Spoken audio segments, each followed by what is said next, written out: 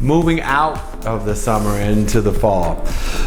Great question. Is there a drawback to doing wash and go in the colder month? Sure, if you're in a colder climate and it gets really cold and dry in your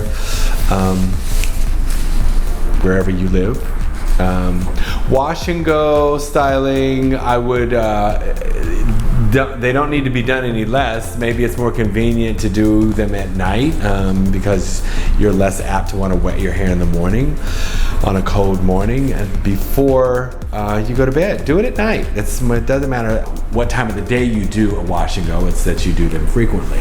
So at night, if you find it more convenient for you to sit at home and watch my favorite client, Nicole Ari Parker on Empire, then you should do it at night.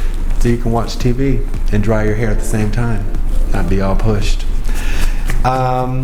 Also, refrain from using glycerin products and move towards creams because glycerin attracts moisture. It's great for the warm, humid season because it pulls moisture from the air, but if there's no moisture in the air, then it's pulling it from your hair. So use creams, use all of your favorite heavier oils as kind of a protector for your strands in the cold, air, dry weather.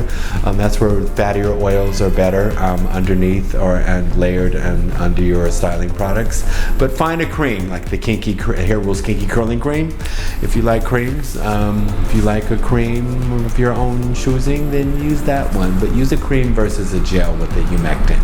Hope that helps.